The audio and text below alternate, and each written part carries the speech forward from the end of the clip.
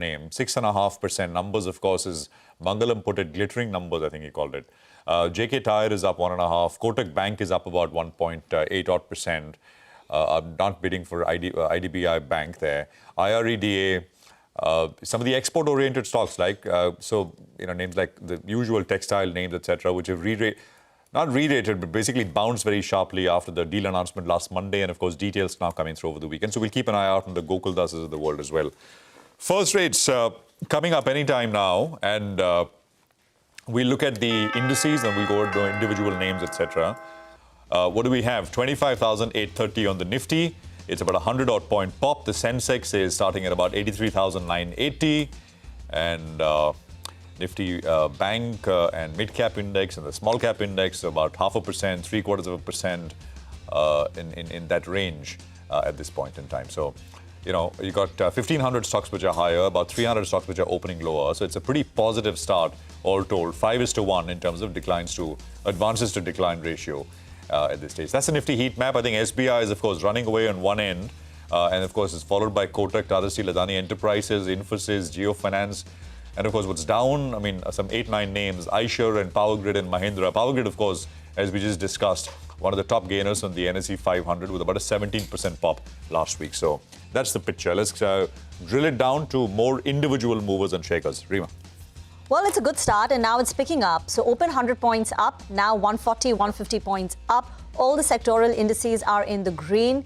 Gains are led by PSU banks. The Nifty PSU banking index is up 2%, with State Bank of India leading from the front, a 5% rally. IT is seeing relief after the big slam dunk of last week, where individual stocks were down 7, 8, 9%. You've got strength on HCL Tech, Infosys, TCS. The gains are about 1.5%. Kotak Mahindra Bank is looking up. As Ritu said, they've opted out of the IDBI raise. Maybe the street, the investors are relieved. Stock has opened up in the green. Metals continue to see buying. Tata Steel, Hindalco up in the green. Reliance Industries is a big mover, contributing to the upside today with a gain of about 0.7%. On the way down, I think Eicher Motors was in focus because the duties on Harley-Davidson coming into India will come down. And therefore, that could mean increased competition for maybe a company like Eicher Motors. And that's a stock which is down nearly 1%. Max Healthcare is subdued. Maruti Suzuki in the red. HUL, Nestle, a couple of consumption names are also slightly downbeat. Not too much. Well, that's right, Rima. Just to add to the list, a few stocks are doing very, very well. SCI, just take a look at that stock. Massive up move is what we're seeing on that name. The numbers look pretty good. Maybe on a low base, but that stock, in fact, is up and about in today's trading session. It's a good move out there. The other one I think that came out with a set of numbers is G&G Electronics. So that stock as well is locked up close to around 10%. Big move is what you're seeing on that counter as well. Hindustan Copper saw a big correction from the recent peak. That stock has bounced back in today's trading session. So good going on that particular name. Grow, that's actually down on a decent amount of volumes. So that stock comes up for you on the screen. IDBI Bank has seen some profit taking. Kotak Mahindra Bank going ahead and clarifying that they are not in the race to acquire that asset. So Kotak Mahindra Bank actually is reacting very, very positively, while you have IDBI Bank that's a little bit lower. Apex Frozen, that's another stock that's done quite well in today's trading session. Good move out there. And Goldium, that stock is flying away up close to around 9% as we speak. Big move is what you're seeing out there. Jai Bharat as well, the auto ancillary company, that is well up close to around 10%. So plenty of stocks moving around from the broader markets. I think the big positive is the number of stocks advancing in comparison to the number of stocks declining. 5:1. Your portfolio will be feeling good. 2,000 up and about 500 stocks which are lower at this point in time. Look at all the silver ETFs go, right? They're all back again. Silver B's 8% higher. By the way, silver is back at $80 odd after falling to about 64, 65 recently, or 2-3 days back. So what an absolutely wild ride these ETFs have had. Basically everything which was going up along with the broader equity indices, silver, gold, and, the commodity stocks here, they're all back. Vedanta, for example, is up about 1%. Gold B is 2.5%, 3% higher. Gold prices, gold futures are back above $5,000. Policy Bazaar is making a comeback, right? Now, that's had a pretty up and down and all over the place kind of a move. It fell from almost about 2,000, 2,100 rupee levels when the story started coming out that the regulator and government, etc., are very keen on reducing commission costs, etc. And that was the first leg of the decline. And then there was this large acquisition which they were considering. We broke that particular story as well. And then they said, well, they've cancelled the acquisition. And I think now it's come out that they are actually looking at they're going to sort of, consider it. They've had wider consultation, etc. So that is whiplashed all over the place in that sense. Coming through. Keynes is the other one, right? Keynes from the lows saw a very large move. The numbers were very disappointing. We had the management first up last Friday. The low was 3,337 on Friday, and it finally closed at about 3,700. So big 400 rupee jump, and this morning it's up another 4%, so to speak. Shipping Corporation of India, I think we highlighted, and Kalyan is jumping more, 7%, 407, 408 now, coming through right now. So that's the picture. At this stage. Well, I think we have two very interesting gentlemen with us. Atul Mehra is MD and CEO, Axis Capital. And we have Neelkant Mishra, Head of Global Research, Axis Capital, and Chief Economist, Axis Bank, with us here in our studios. Gentlemen, good morning. Morning. Great to have both of you here. Atul, Neelkant. Neelkant, of course, we bump in once in a while, but Atul is a hard man to get, right? Atul is, so good to see you, Atul, for a while. And first of all, congratulations. The conference is kicking off tomorrow, right? Yes, it's our 18th conference. Wow. And our endeavor is to make each of these conferences bigger and better. Right. Yeah. So, I mean, it will be. Yeah. And what a time, right? I mean, if you were doing this conference the week before last. The mood was down. I mean, sunken faces but it's all changed in the last 1 week. First, of course, the intimation through the truth came out via Truth Social, and now we've got the joint statement, etc., over the weekend. So, Neelkant, I mean, first thoughts on the detail, etc. We'll get to the conference in just a bit. Look, we have written about this that even the 50% duties were not really hurting the economy that badly, and so then by the same token, the signing of the deal in terms of immediate impact on earnings or economy is not that meaningful. The fine print does show that it is I would say reasonably equal in terms of access to markets. I don't think beyond the impact on the rupee and the impact on, say, FII sentiment, though frankly the fact that in our conference we have the highest FII representation ever, this was all signed up well before the deal was signed. So I think the longer term potential for India and the Indian markets does get affected a bit, but I don't want to sort of jump up and down. It's an important overhang that has gone away, but given all the news coverage that I'm seeing, I'm not sure it's that important. You're saying we should pipe down? There are more important things to discuss. No, but I think it's positive, right? I mean, it's sentimentally it is positive. I mean, it doesn't add percentage points to GDP or anything, and I think you've made that point before. But otherwise, I mean, I think it's that overhang gone, right? Markets look for the market overhang gone. The fact that even though like I'm involved in the semiconductor mission, I could see that the tech engagement was still on, even though the 50% tariffs were there. So, but for people who are not aware of all that, it is clearly a fact that India and US are now strategically aligned. And I think that's a very important overhang gone. For sectors like apparel, textiles, shrimp, marine exports, auto components, I think this is very good. Positive. And the message that goes, it's not that the US president is going to be sitting on every deal or every single detail. The message that goes to the bureaucrats who are doing the fine tuning of all the negotiations between India and the US is that we need to move forward and move constructively. So no, it's an important development. I think it's a very important development. Neelkant, I know you're not a geopolitical analyst, but I mean, I think all of us have become geopolitical analysts to some degree. This Russian oil business, I mean, how does one read it? Lots of conversation over the weekend in terms of, how will that play out? Slightly beyond the near-term kind of positive aspect of this, is it going to at some point come back and bite us? I mean, what's your sense? How do you think about it? Look, any time in a democratic setup, a government or a leader puts out a comment, he or she is trying to balance out multiple groups from behind. So what is very clearly visible in some of the comments over the last year or so from the US administration, that the lobby that thinks that India shouldn't get a free pass now has a stronger voice.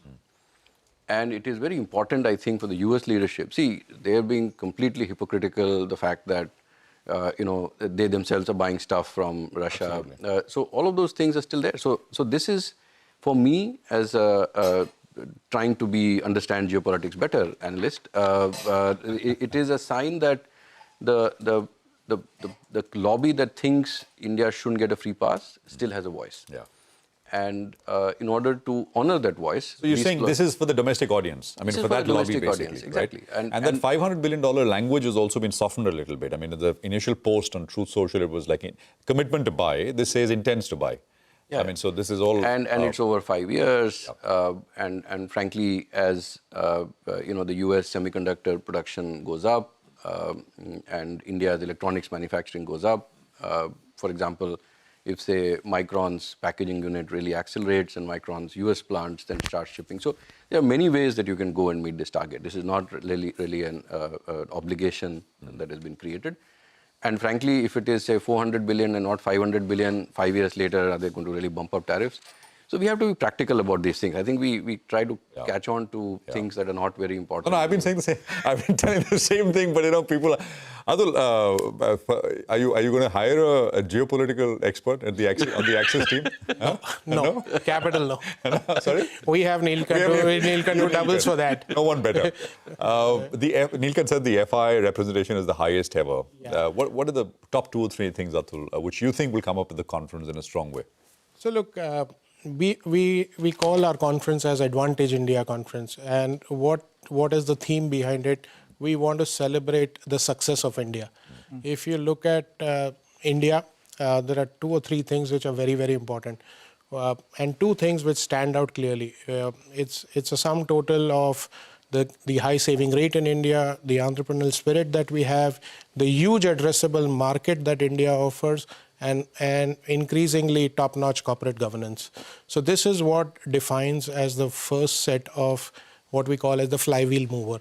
The second set of flywheel mover, which is now moving in perfect tandem, and you have to understand it's not something which happened 1 year or 2 years ago, but look at the data that has been thrown out. The amount of money the private equity has invested in the last 2 years, excess of $100 billion. The M&As that have happened in the last 2 years in India market is $230 billion. And in each year, more than 1,000 deals have happened. Look at capital markets. We have seen another $80 billion being invested into the market.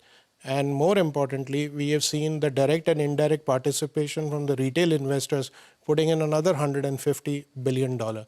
So you see what has happened is with this kind of money being invested and harvested, the confidence that both investors, Indian investors as well as overseas investors, plus the entrepreneurs are getting is mind-boggling.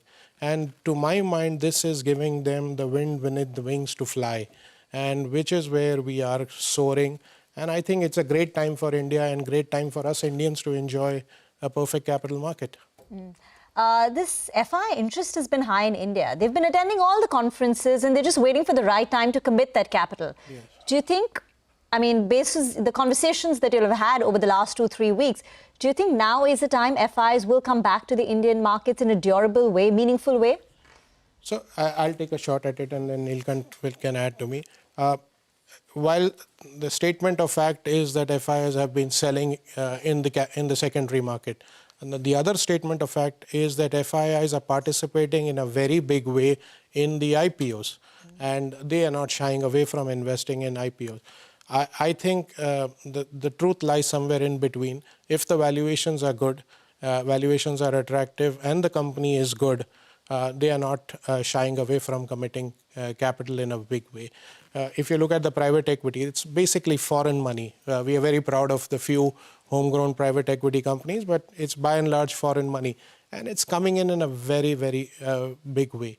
And look at, it's not only in the traditional sectors that you think of, which is financial services, tech, consumer tech, pharma.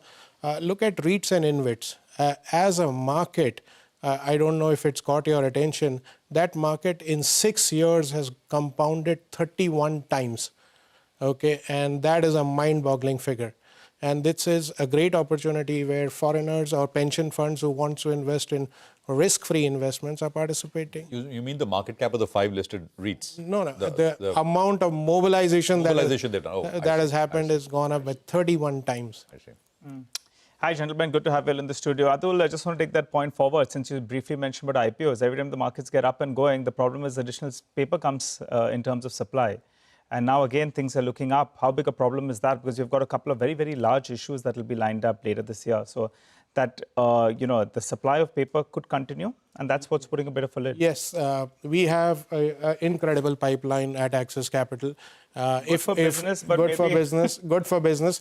If everything plays out well, you would see again a record year where at least $40 to $45 billion worth of IPOs, QIPs, FPOs, OFS will happen in the capital market. But that could put a lid then, right? I mean, it is not the lid. It's not the lid. You look at the money that is pouring into the mutual fund. You look at the money that the private equities are investing in it. So I don't see a constraint. The constraint, the two things that we go after is high quality company and reasonable valuation. As long as you offer a pop to the investor, the subsequent IPOs fly. Okay. So on the FII side as well, and I think this addresses the demand-supply question. There are 3 aspects to FII flows. The first is that a lot of the money that comes into India comes from EM funds and Asia funds. Yes. And while last year these funds have done well and some flows have restarted, and people are now worrying about, asset allocators are worried about over-dependence, over-indexation of the US, and I think this trend will change. It may be a slow process. The second part is that within EMs, India does not have semiconductors, does not have AI, and therefore people, if you tell them that, look, we are going to see 14% growth in earnings this year, they said, well, we are getting that in 1 month in many of the markets.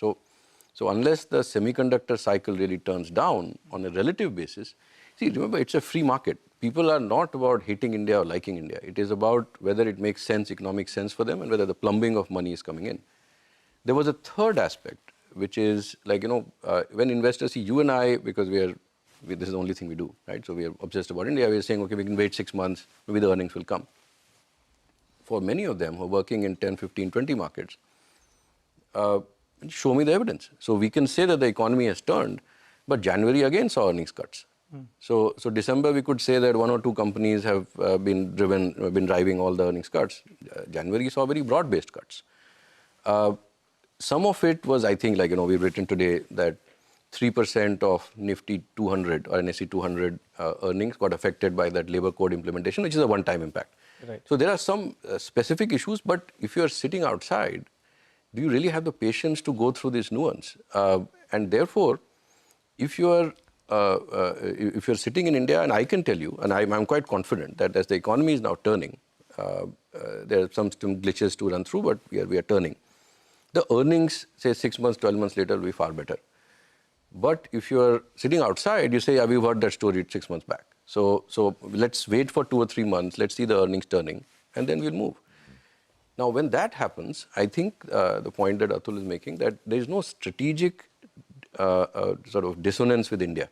So you look at all the FDI happening, all the PE money happening. It's not that people are hating India or not seeing that as a growth. I mean, it's not like what happened with China starting about 2015 to about 23, right? Correct, exactly. That was actively kind of... Correct.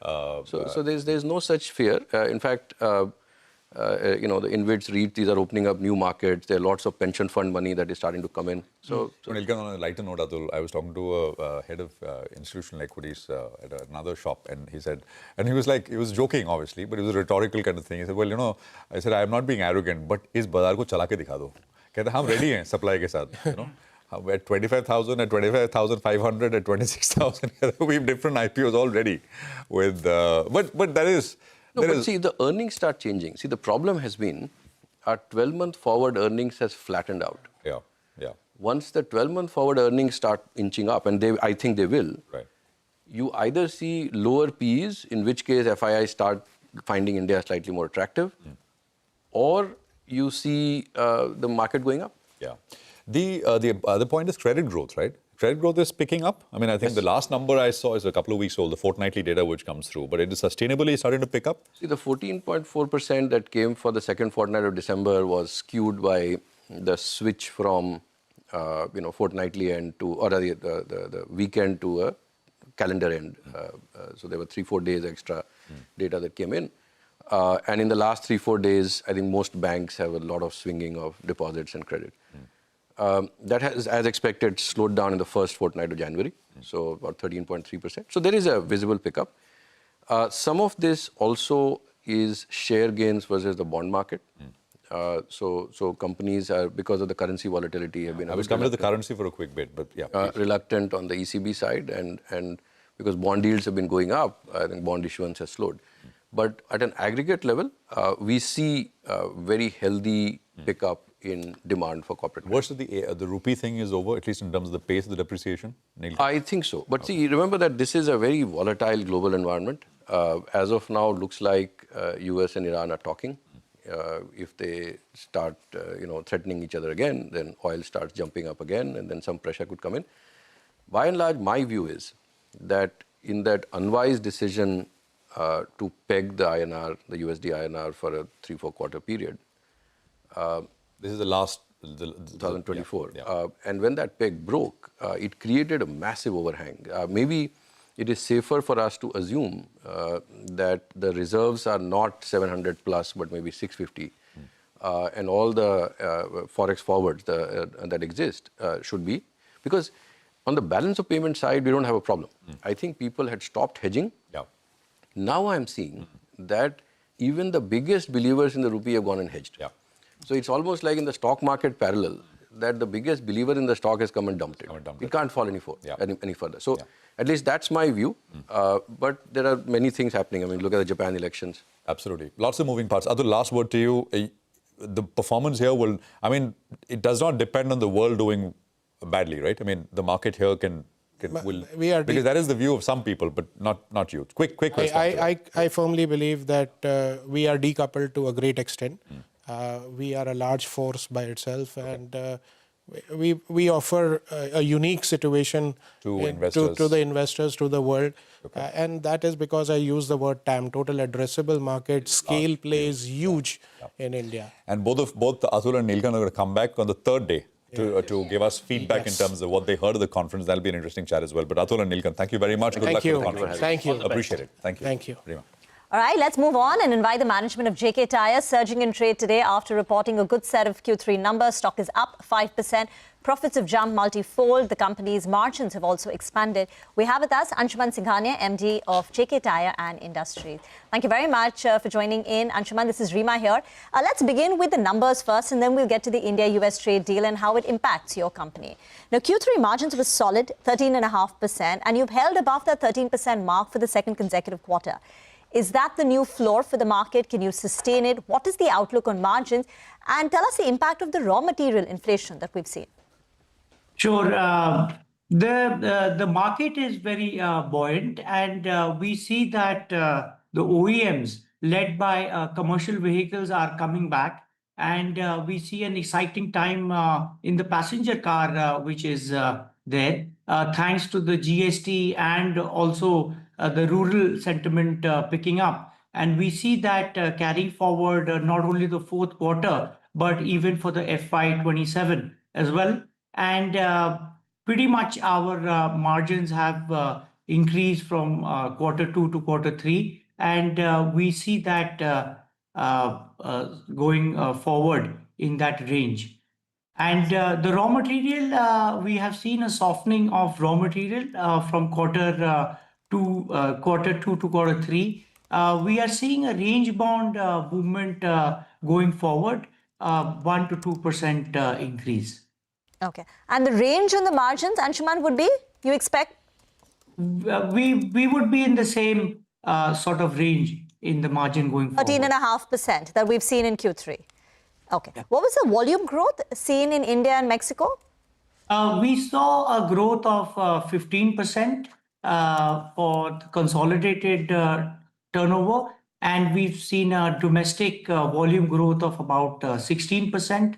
Replacement was 11%, and a strong growth in the OE of 27%. And you're saying the momentum will carry forward in Q4 and FY27. So Q4 should see similar volumes of 16%, at least for the domestic market? We should, because there has been a good impetus given through the GST, and we see that the movement of growth will continue across sectors as we go along. Mexico faced some geopolitical issues. Has that settled down? Because the numbers look good, 21%. What's the outlook on Mexico? Yeah, so Mexico has done well. We have done 21% growth. And right now, there is a lot of positiveness in the economy of Mexico. So we are seeing Mexico in the domestic market. We are inching up our market share there. And we see a good growth coming in Mexico. What is the market share in Mexico and how much has it gone up by? Well, Mexico, we are having a good market share in our LCVs, in passenger car radial tires, and definitely it is gone up there. And since raw materials you expect it to largely remain range-bound, at least in terms of the pricing, will you be taking any sort of pricing action? Will prices go up for JK tires?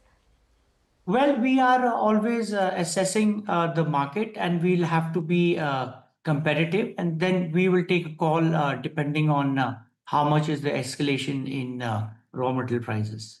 So as of now, next 3 months, is there a likely price action? It's difficult to say right now, but we are assessing the competitiveness. Okay. This India-US trade deal, what percentage of the tires go to the US, which are manufactured in India? Because you also have operations in Mexico, which remain unaffected by what has happened over the last 1 week. We were supplying tires to the US, and it is only 3% of our total turnover. We have diverted those tires to other parts of the world, but we are continually serving the US market through our Mexico outfit, and we will continue to do that. And we are still waiting for the fine prints of the deal, which is on the annual, and then we will formulate our strategy. What are the details that you need clarity on? We are looking at the details for the tire export into what is the tariff going to be into USA. Okay. Thank you, Anshuman, for joining in and laying out the picture for us. We will slip into a break. On the other side, we'll connect with H.M. Bangur, chairman of Shree Cement, to decode the Q3 numbers. Stay tuned.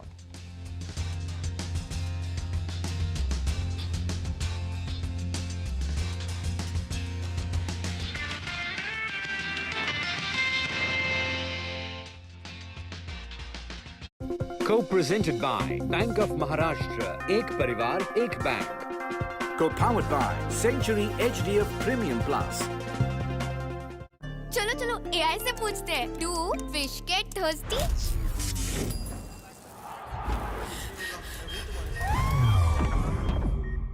If AI will use so much energy, then what is the future of energy? Infinite clean energy.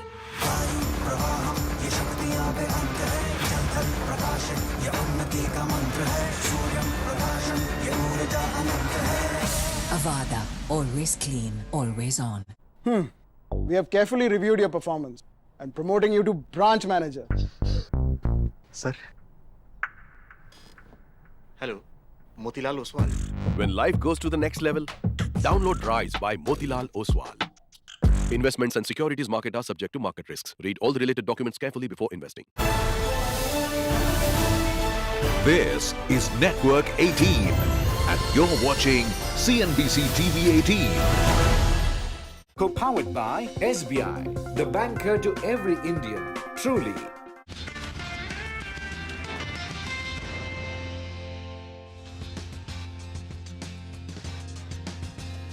Welcome back. This is Corporate Radar, and you're tuned in to CNBC-TV18. Well, Shree Cement, the stock is under pressure a little bit. The numbers are a little bit mixed. Remember, they have been focusing on value over volume strategy, and that's what's hurt the volume growth. But what's the strategy from here on, and what's the outlook for the industry?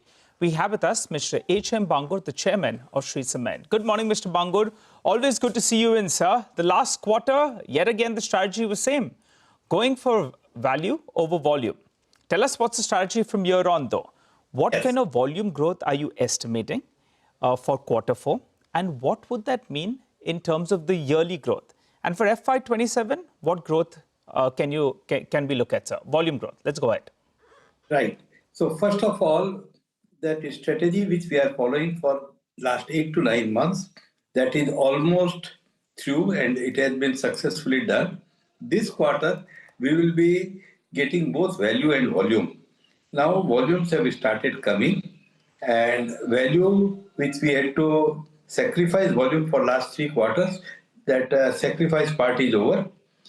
Initially, public and the dealers didn't expect that this can be sustainable. We were under pressure.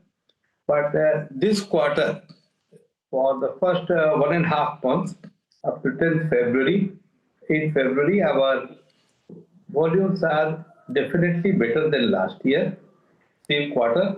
And as it is a commodity, we don't know what will happen tomorrow. I will say a very modest 5 to 8% jump in volume with good jump in prices. Okay, all right. So 5 to 8% volume growth is what you're guiding for in Q4 on a year-on-year basis. We got that. So by the end of this year, you'll end closer to around something in the vicinity of around 36 to around 36.5 million tons. Will that be a fair estimate? Yes, that will be a 37 or so. 36.5 to 37 will be the estimate. 36.5 to 37. That means you're gunning for a good volume growth of around 5 to 8%. Got that, sir. What about prices? Maximum exposure you have in North, followed by East and then South. What has been the price change on an average for Q4 if we compare it to Q3? Because I understand that price increases have now been absorbed. They've been accepted. Yes, we try price increase multiple times. Sometimes it gets absorbed, but about 10 to 15 rupees price. In terms of percentage, it will be 4 to 5%, but 10 to 15 rupees is a good price rise. Okay, that's encouraging. So, besides the volume growth being a bit of a disappointment, what's encouraging is you have managed to bridge that price gap with, say, UltraTech Cement. Earlier, the price gap was around 30 rupees. I think that's come down to around 15 rupees. So you're satisfied on that front now? And could you tell us, I'm observing that non-trade as a percentage of a mix had moved up. Do you believe that that reduces again and you focus again on trade? The prices are different, but in trade, so much margins and so much distribution cost is there. So in non-trade, the EBITDA almost is the same. So trade or non-trade hardly makes a difference. Now 30 rupees to 15 rupees is the fair estimate. This has come down. And now, as I was saying in the very first opening line, the volumes are also coming back. So now we will be having the best of both worlds. And the best of both worlds means in Q4, you get back to around 1,200, 1,250 rupees per ton of EBITDA. Would that be a fair estimate? That in a commodity, I never given the price. Mr. Bangur, why I'm asking you about that is, see, prices have gone up by around 3 to 4%. Volume growth is going to come back, so you'll have operating leverage. You'll also have pricing benefit and input cost. You're focused a lot out there. So give and take everything, 150 rupees to around 200 rupee price improvement in Q4 could be par for the course? Yes, of course, this will be about 150 to 200 rupees will be the price growth. And 1,200 rupees EBITDA is not far off. Okay, got it. All right, sir. I want to ask you about the profitability, sir. Because in North, you have been king with regard to market share and the way you're focused on cost as well. First, could you tell us what is the EBITDA per ton difference if I compare the North as well as South? What could it be? North would be relatively much higher. Relatively about 500 rupees higher. 500 rupees higher in comparison to South, right? Right. All right. Now, the problem is that in North India, you'll have a few more players that are coming there. JSW Cement has shown some aggression. UltraTech, they are adding capacity there. JK Cement as well. as well as Wonder Cement. So there is a problem because the street believes that your dominance in North India is going to be challenged. What do you have to say to that? Yes, dominance in North India will be definitely challenged. Right now, if you have 20% market share, it will come down to 16%. So that is all right. But the point is, our volumes will increase. The demand is much more. India, when it was growing at 7%, at say 30 million ton in North India, now it is growing at 7% at 100 million ton in North India. So every year demand will be increasing by 7 million ton. So few 4 million, 5 million ton production is not going to matter much. You believe everyone will prosper? Yeah, we will also prosper. What do you have to say about Ultratech Cement talking up the South industry? They are saying South is the new North. And we know that North has been doing far better in the last few years. Do you think it's vested interest because now they have a higher exposure to South India? That's why they're talking about the South Indian market? Or do you believe indeed the South is doing much better? Right now, only about a minute back, I had said North Indian profits are 500 rupees better. Yes. And future, nobody knows that how it will turn out tomorrow. Yes, it may be possible, may not be possible, but we have to see. We don't say as it is. Okay, Mr. Bango, you'll have to do something to excite the street, but because the street suddenly feels that Shree Cement has lost its flair. You're sitting on a good amount of cash, and in the past you have said you want to grow organically. So we take that. But with this cash that you have in the books, do you think you can give a higher dividend? If yes, dividend payout ratio, how much does it go up by? Or do you think you could also look to squeeze in a buyback? No, buyback will not be there. The buyback, we will increase the dividend a little. And the fourth quarter things will be exciting. The numbers will excite. We don't have to keep exciting every quarter, every analyst. But this quarter will be good. That's all I can say. Okay. All right. We take that point, sir. Final question, FY27. You have done with that pricing gap that you have narrowed with the leader. You're sounding far more optimistic in quarter 4. So volume growth for FY27, what would be your estimate? This 26, we had grown less than the market. Yes. But 27, our growth will be higher than the average market growth. That's all I can say. And the market you're expecting to grow at around 6 to 7%. Yes, 7%. And if the government's focus on infrastructure, which Prime Minister in the budget it has come, so we think the market can grow still faster. Oh. So overall, about 10% can be Shree Cement growth story. 10% growth for the next year. Subject to the market growing at 8%. Got it, Mr. Bangur. Appreciate you joining in, giving us that outlook for the time being.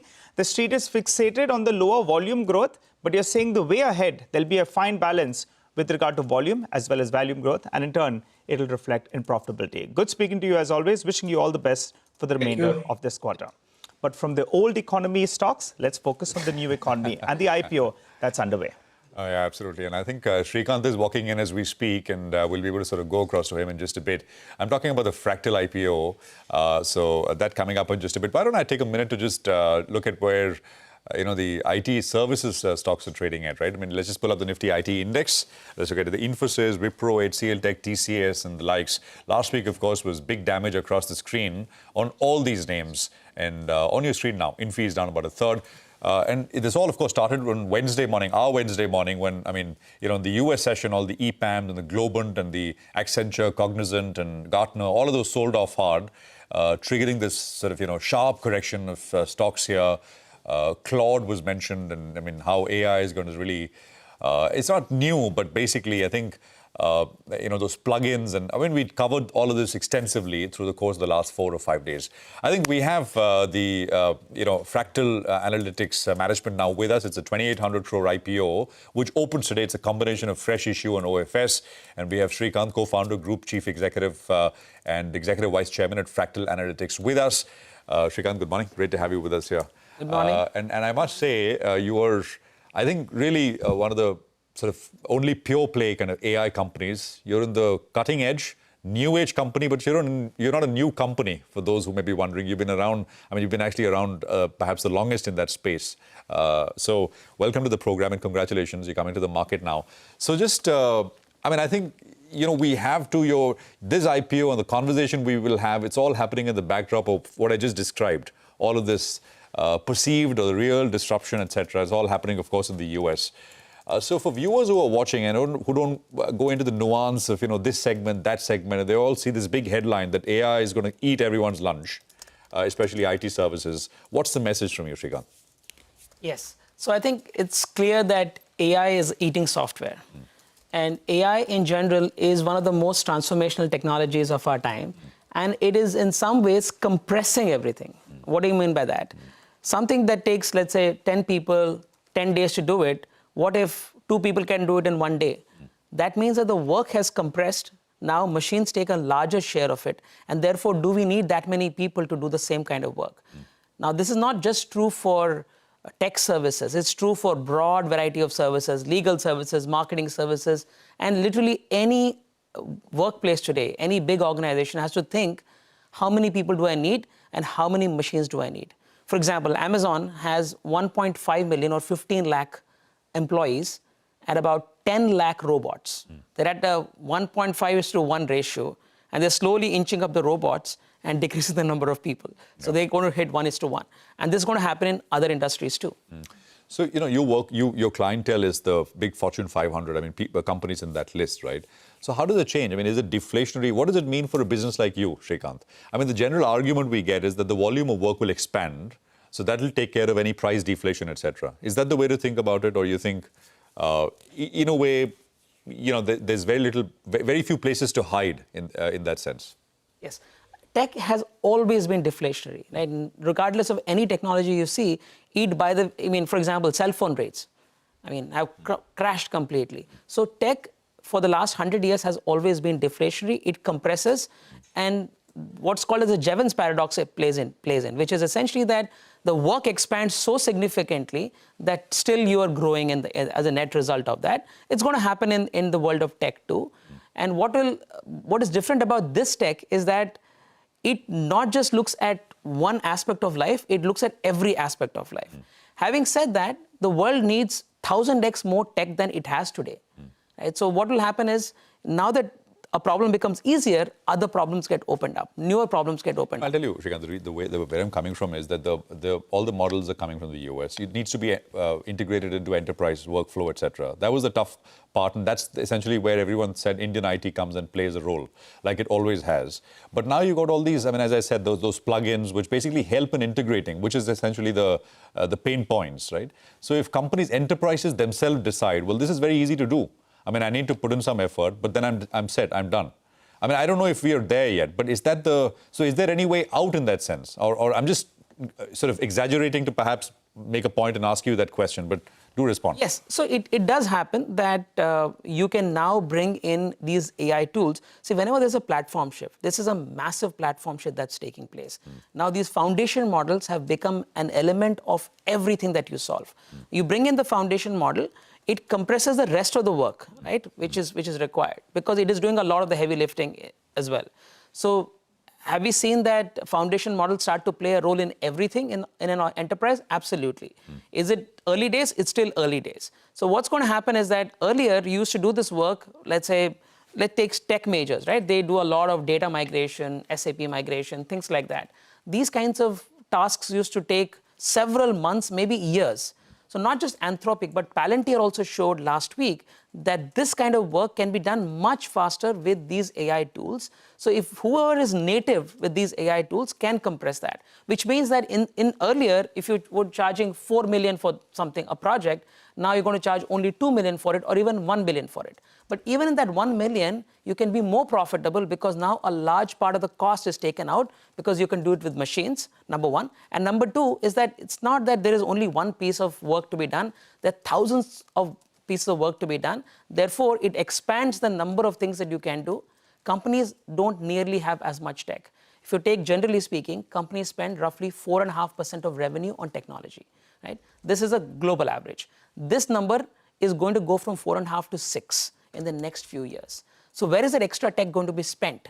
So no CEO, no Fortune 100 CEO or Fortune 500 CEO is telling the street, hey, AI is most transformational, and by the way, I have found out ways to reduce my tech spend. No, they're going to increase their tech spend. It's just that they will find different places to spend that tech.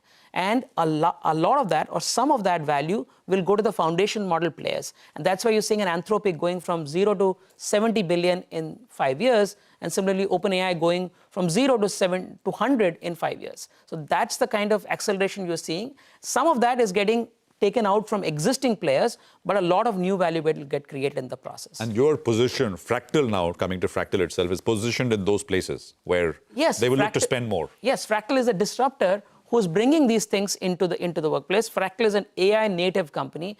We don't solve technology problems. We don't do SAP migration. That's not our focus. Our focus is powering decisions in the enterprise. Companies make not hundreds, thousands, but millions of decisions every day.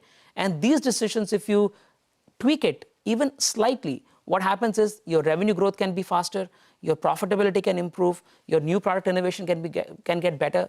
So how can that happen? How can you solve business problems with AI? That's where Fractal is. And one additional point I want to mention is that enterprises are extraordinarily complex. What you're seeing from the outside, a demo, takes a long time to realize. As they say, never mistake clear sight for short distance. You can see it clearly, but it's quite far out. So we are talking of 3 to 5 years by which these tools will start to become part of the enterprise completely. Enterprise AI adoption is just taking off as we speak. It hasn't taken off so far. You know, Shrikant, the fear is that when companies are coming to hit the market with an IPO, they spruce up the profitability. Now, you've been profitable for the last 18 months, 6 quarters now in a row. What is your view on margins and profitability for Fractal from here on? Actually, our situation was the exact opposite, because in the last few months, we've had, for example, one of our associate companies has had a loss in that. So our profitability is somewhat depressed because of a loss in one of our, not a subsidiary, but it is an associate company whose share of losses we do take. So we do expect that our profitability is actually going to significantly improve. We also have our first 6 months to last 6 months of the year, typically profitability jumps in the second 6 months period. So we also expect that. H2 is going to be better than H1, typically. Definitely, by far. Because last year, we had a 73 crore profit in the first half and 148 crores profit in the second half. This year, we had 70 crore profit in the first half. Hopefully. And adjusted margins or reported margins, you're saying it's going to be better for you going ahead. So what should be the number or range? These reported margins include significant losses that we have to take from one of our associate companies called Cure.ai. So that will also hopefully be better in the second half. So we expect that our profitability will be significantly better. And growth will be mid 20% at least or more? See, the industry is growing at 17%, and we have consistently grown faster than industry for several years. We hope to continue to be significantly better than the industry, even future. Grow 1.5 times the industry. That would be the goal? That will be amazing. Yeah. All right. Shrikant, welcome to the listed space, I should say, soon. Thank you very much for dropping by, and look forward to many more conversations. And it's an interesting, extremely, maybe too interesting time to be in. Compress it in 10 minutes. They say you should be careful what you wish for, it. May you live in interesting times. Yes, super exciting time, and thank you for hosting me here. Thank you very much. You. All right, you know what we're going to do is take a quick commercial break here. We're going to come back, commodities in focus on the other side. Stay tuned.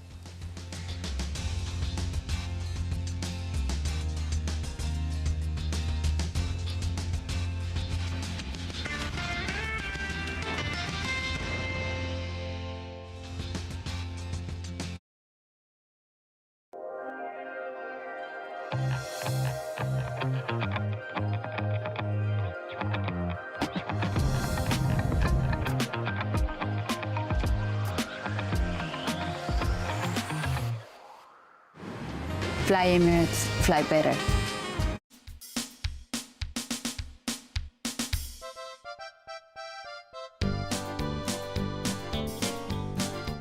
Mutual fund investments are subject to market risks. Read all scheme-related documents carefully. Luxury, heritage and valor are timeless. Let them grow on you. Royal Ranthambore, India's finest yet. Availing Bank of Baroda's premium NRI services is a masterstroke. Bank of Baroda, India's international bank. It's challenging to know which sector may perform next. Data, tech, and AI help our fund managers spot suitable sector opportunities. Presenting Geo BlackRock Sector Rotation Fund. NFO closes the 9th of February 2026. Mutual fund investments are subject to market risks.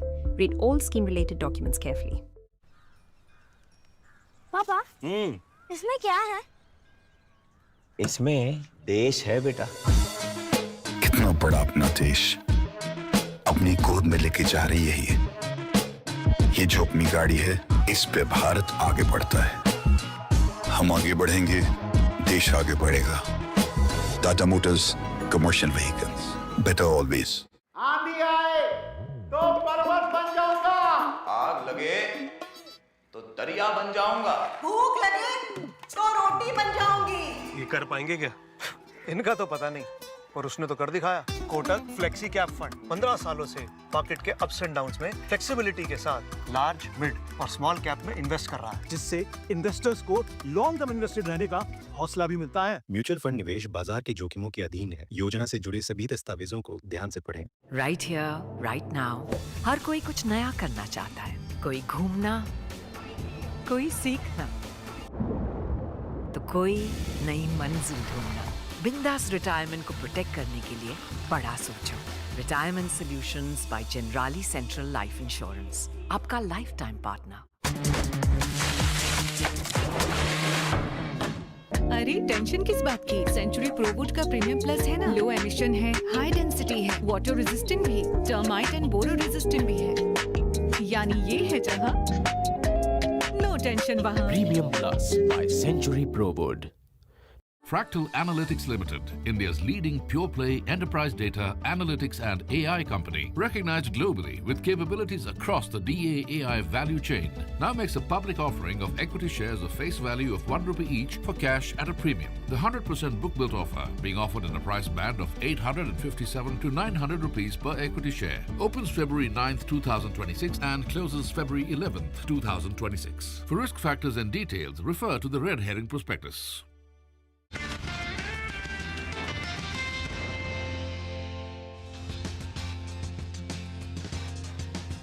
Welcome back.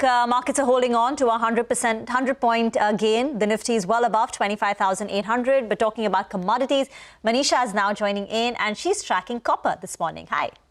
Well, thank you for that. Almost everything seems to have rebounded when it comes to commodities, whether it's gold, silver, crude, copper, Bitcoin. Everything is trading in the positive on Monday morning right now. Well, I'll talk about copper, and we did see a 6-week lows in the previous week. It was the worst weekly decline that we saw in the last 7 or 8 weeks therein, but it's started Monday on a positive note right now. But let me remind you that we have seen an all-time high in case of copper as well in the month of January. And from those kind of levels, we are down by almost 13 to 15%. Copper did close 2025 as the best year since 2009 as well, and the overall fundamentals do look supportive. Let me take you through on what we've done in sense of prices. We started this year with $5.6 a pound in the London markets there, and then we've seen a record high at around 6.5. It is currently trading at around 5.9 in the markets therein today. There is an interesting report from International Energy Agency which says that the copper refined consumption numbers going forward are only going to be on the higher side there. For 2024, the number was 27 million tons. By 2035, it is expected to be at around 33 million tons, and by the time it's 2050, the expectation is that the refined copper consumption could jump in by 37 million tons, and the markets are slightly jittery on whether or not we will reach these numbers in sense of production. Interestingly, prices also have been in check because there is slow Chinese demand. Remember, that market is shut because of the Lunar New Year holidays. It also is about the rising inventories in global exchanges. So when you look at COMEX inventories, those are at record highs, while Shanghai inventories are trading at April 2025 highs. The premium that the markets were commanding earlier also seems to be going down, and that is what is keeping the prices in check. The support in copper, though, continues because of there are outages in major mining countries, and there are no new project coming in as well. And there are disruptions in Chile, Indonesia and Peru, which are the major producing countries therein. There is optimism also around the infrastructure demand that has been supportive. And then there is demand growth expectation, on paper at least, from EV and grid upgrades and data centers, etc. The markets will continue to watch the Chinese demand and the economic data and whether or not there is a stimulus coming in for that one. It also is about the historically weak treatment and refining charges, which the street is keeping an eye on. But finally, take a look at what the markets anticipate copper prices to be from here on. Let me remind you that $14,500 a ton is an all-time high already, and most of the banks and brokerages are anticipating prices below that to average in this year. Bank of America talks about $15,000 a ton of a price going forward. That's exactly what Citi and Goldman Sachs have also said, that if 13,000 continues to hold as a support, you could be looking at prices much higher. JP Morgan expects average prices of copper at around $12,500 a ton therein. The decline in dollar index clearly has been supportive, and what the markets are now waiting for in this week is the US jobs data that comes in on Wednesday, and the US inflation numbers are coming in on Friday. Those two numbers would tell you on what the rest of the week now looks like. Thank you very much for that. But let's get back to that exclusive conversation with Commerce and Industry Minister Piyush Goyal, who announced that Donald Trump's executive order reducing tariffs on Indian exports may take effect this week. He expects huge benefits for the textile industry, machine parts and auto components. Listen in to a slice of that conversation. They will benefit hugely. And it's not that majority of them will be 18%. Many of them will even be lesser. I see a great fillip in the textile industry. I can clearly see before my eyes the auto component or machinery parts industry, the engineering goods, the leather, footwear and sports or sportswear, sports goods, toys, furniture, handicrafts, handlooms, a number of products which directly relate to MSMEs or labor-intensive industries stand to gain from this agreement immediately. We will also see our farmers and our fishermen get increased potential of exports. We are a substantial exporter of farm products and fish to many parts of the world, including the US, aggregating nearly $55 billion. That's about 5 lakh crores. My sense is that number can easily double, particularly as we do more value addition in the years to come, to probably 100 billion. All right, on that note, it's time for a break. On the other side, Lata analyzes the prospects of the banking sector for Q4 with Shantanu Chakraborty of BNP Paribas. Stay tuned.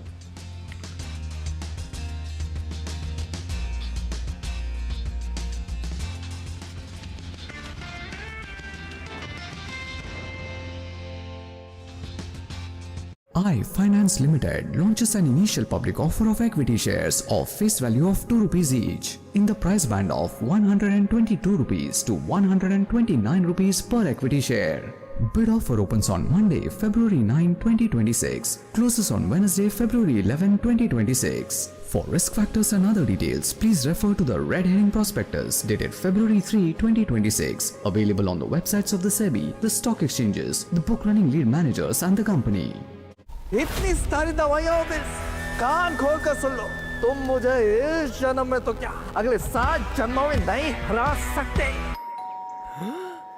Relax brother, drama movies में, medicine में नहीं। Drama नहीं, logic. India वालों, choose generic. पेश है Dawaa India, हर घर की फार्मेसी। दवा इंडिया, ड्रामा नहीं, लॉजिक। अब इंडिया चुनेगा जेनेरिक। AU सेविंग्स अकाउंट में मिलते हैं amazing benefits, paperless banking and higher interest, वो भी हर महीने। Money money money money every month. सोच बदलो और बैंक भी। Look, this investment guru's tips will double your money. Just claim the offer. Double your money from any random group. Pay attention. Promising double returns, they'll lure you in tight. Unverified groups will send fake tips overnight, emptying your pockets before you can fight. Well said, well said, well said. SEBI and NSE advise consult only SEBI registered advisors and make payments only to verified accounts or UPI IDs. An investor awareness initiative by SEBI and NSE. The best investment one can make in life is finding the right life partner. That's why we created VIPshadi.com. Register now. आंधी आए तो पर्वत बन जाऊंगा, आग लगे तो दरिया बन जाऊंगा, भूख लगे तो रोटी बन जाऊंगी। ये कर पाएंगे क्या? इनका तो पता नहीं, और उसने तो कर दिखाया। कोटक फ्लेक्सी कैप फंड 15 सालों से मार्केट के अप्स एंड डाउन्स में फ्लेक्सिबिलिटी के साथ लार्ज, मिड और स्मॉल कैप में इन्वेस्ट कर रहा है, जिससे इन्वेस्टर्स को लॉन्ग टर्म इन्वेस्टेड रहने का हौसला भी मिलता है। म्यूचुअल फंड निवेश बाजार के जोखिमों के अधीन है। योजना से जुड़े सभी दस्तावेजों को ध्यान से पढ़ें। LIC brings its Navjeevan Shree for young professionals. Pay regular premiums. Enjoy life insurance. Earn guaranteed additions as a percentage of premium. Create a guaranteed corpus at maturity for your dream goals. Attractive incentives to existing policyholders. Buy today. Imagine expanding your business to London while setting up a family office in Singapore and investing in Dubai. With Standard Chartered, you can grow your wealth anywhere, right now. Now's your time for wealth.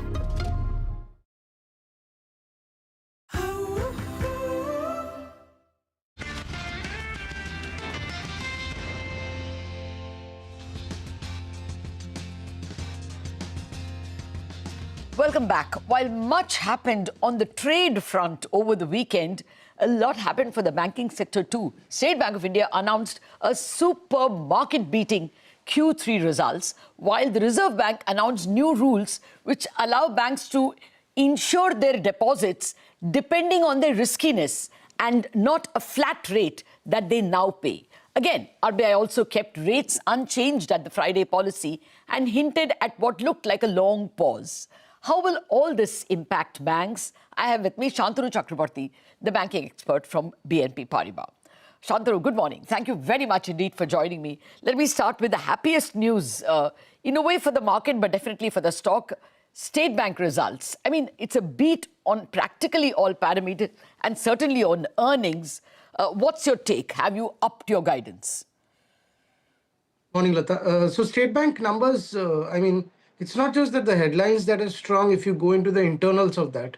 For example, you might remember there was a fortnightly print of credit growth right before the latest print, which came in very high, hard to explain at 14.5%, which was explained by the fact that last 3-4 days of December, typically balances tend to pile up. But you look at the growth numbers, and domestic growth for State Bank was about 15.4%. And that's very broad-based across retail categories, across SME and all of that. If there's a mild weakness, it's only perhaps in CASA. In every other way, the bank seems to have hit it out of the park in the current quarter, for sure. And this definitely bodes very well for their incremental growth prospects, no doubt about that at all. Okay, so we are currently running with a system growth assumption of 13% in the next year as well. And, my FY26 13% growth number is now starting to look conservative. I've had that since the beginning of last year. At that time, it was significantly ahead of consensus. But I guess the consensus has now moved towards the 13% number. Okay. Even for this year. Yeah, now, State Bank is a quarter to 30% of the banking system, or at least 25% of the banking system. So would you up, because of the outstanding State Bank numbers, are you upping forecasts for banking sector in general? Are you expecting better loan growth and maybe even better margins because the governor seems to indicate a long pause? Right. So right after that policy statement came out, we released a flash note arguing the same. See, Lata, we were expecting one final 25 basis point cut in this policy, right? Towards the end, as policy neared, the consensus veered towards no cut, and the no cut is what has come in. Now, obviously, this is better for margins, and typically the delta for a top tier kind of bank to a 25 basis point cut in this phase of the interest rate cutting cycle is about 2 to 3%. So in a way, whatever margin bottoming is to be done has either happened in third quarter or would happen in the current quarter for almost all banks. And therefore, FY26-7 earnings growth on FY26 gets set up very nicely indeed. I think, an earlier pause than was expected in terms of, no final rate cut, probably moves earnings by about 3 to 4% for the street as well. Okay. Well, there's another thing that might move the earnings for banks, large banks, and that is the Reserve Bank's deposit insurance rules. It was, of course, the intention was announced, but now we have the concrete rules that the flat 12 paise for 100 rupees of deposits will apply to all banks, and for the less risky banks, it goes lower. How do you see that impacting earnings, and what would be your pick of the pack?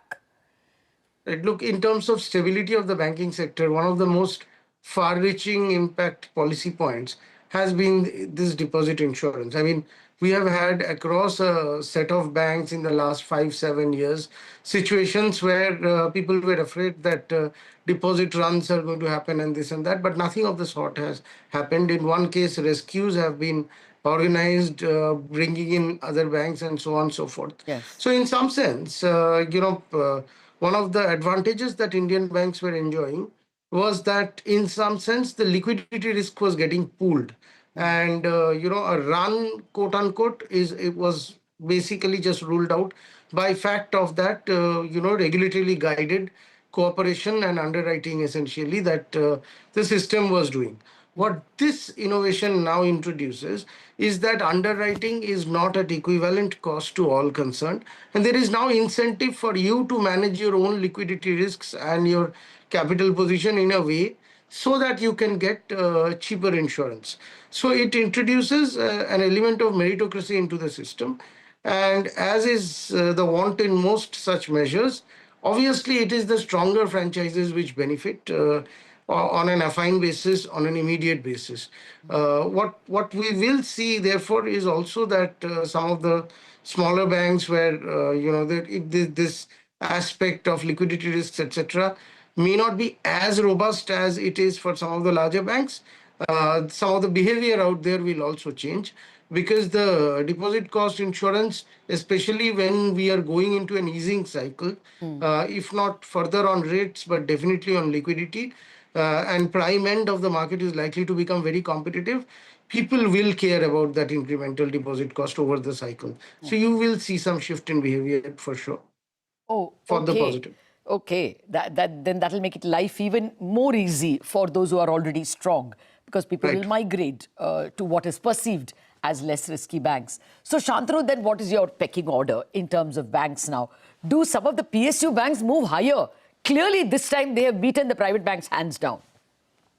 Look, one of the, the popular thesis in the market right now, and the current data seems to bear it out, is that PSU banks are set for very strong market share gain as, unlike past cycles, this time, they have the right technology and the distribution initiatives to go on and compete head on with the private banks. But in all this euphoria, let me just again point out something that I have pointed out to you before, that right now all PSU banks and definitely SBI is also still running at a level of credit cost which is probably a little lower than what can be considered sustainable. I'm not talking about last 15-year averages, which will have, of course, very critical periods of very big losses.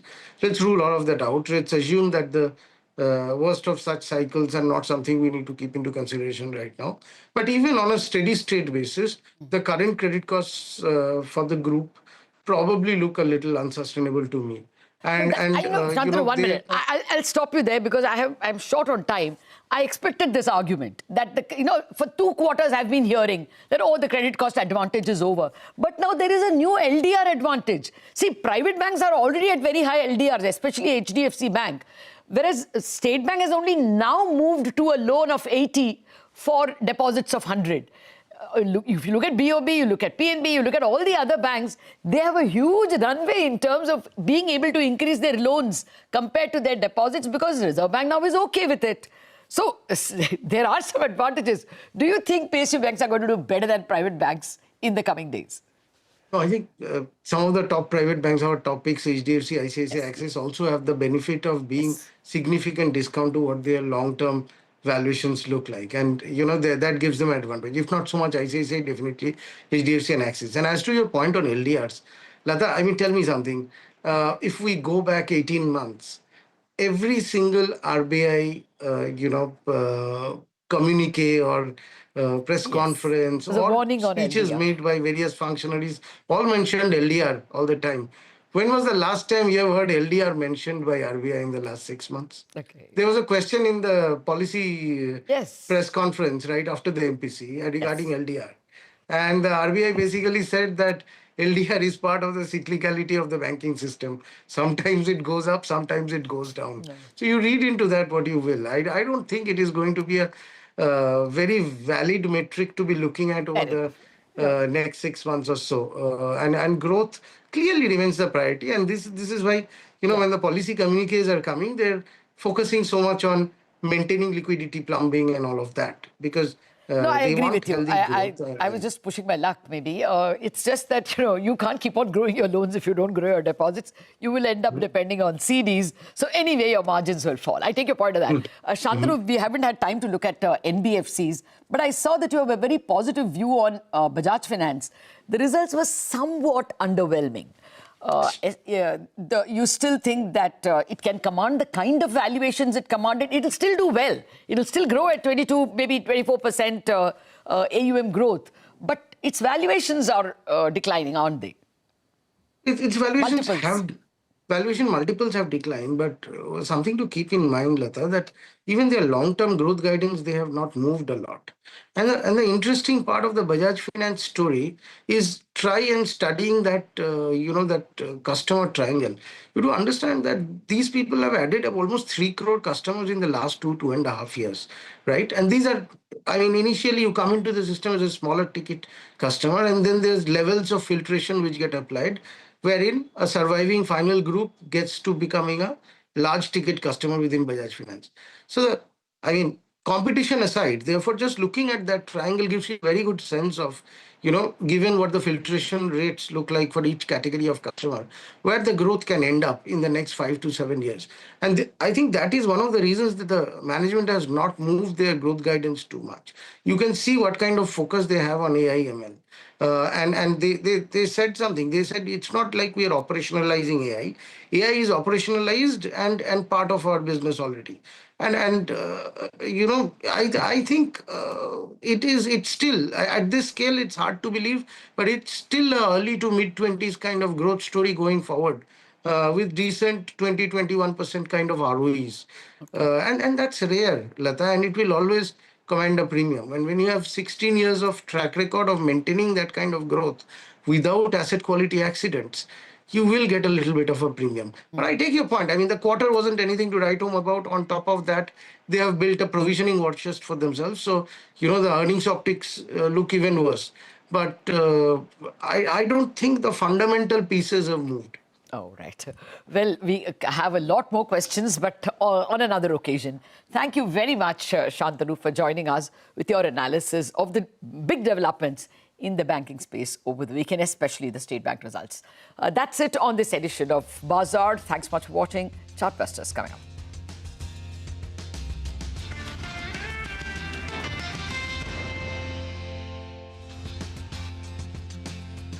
Co-powered by SBI, the banker to every Indian, truly.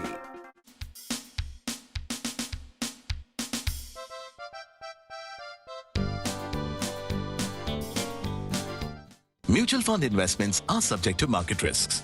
Read all scheme-related documents carefully. Sometimes it flows like water, light and free. Sometimes it stays grounded like the earth beneath. Sometimes it sparks romance. And sometimes it grows into an evergreen togetherness. Senco, Elements of Love. AU current account के साथ मिलता है free UPI QR overdraft facility और एक ही app से bank के सारे काम। AU सोच बदलो और बैंक भी। Bittu and Kittu. Houses cars. Car same, but how does yours give so much more mileage? Ask this question not just to your car but also to your fuel. Good fuel means better mileage. Petrol at GOBP with international active technology increases mileage up to 100 kilometers per year at no extra cost. Same. माँ के पैरों की धूल माथे पर लगाओ, परदेश की गलियों में अपने वतन के गीत सुनाओ। आंधी आए तो पर्वत बन जाऊंगा, आग लगे तो दरिया बन जाऊंगा, भूख लगे तो रोटी बन जाऊंगी। ये कर पाएंगे क्या? इनका तो पता नहीं, और उसने तो कर दिखाया। कोटक फ्लेक्सी कैप फंड 15 सालों से मार्केट के अप्स एंड डाउन्स में फ्लेक्सिबिलिटी के साथ लार्ज, मिड और स्मॉल कैप में इन्वेस्ट कर रहा है, जिससे इन्वेस्टर्स को लॉन्ग टर्म इन्वेस्टेड रहने का हौसला भी मिलता है। म्यूचुअल फंड निवेश बाजार के जोखिमों के अधीन है। योजना से जुड़े सभी दस्तावेजों को ध्यान से पढ़ें। Dadu, do you want to upgrade to business class? Why not?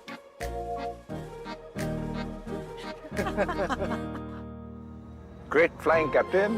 Get an assured buyback value of up to 60%. Drive India's #1 EV, MG Windsor. Live business class.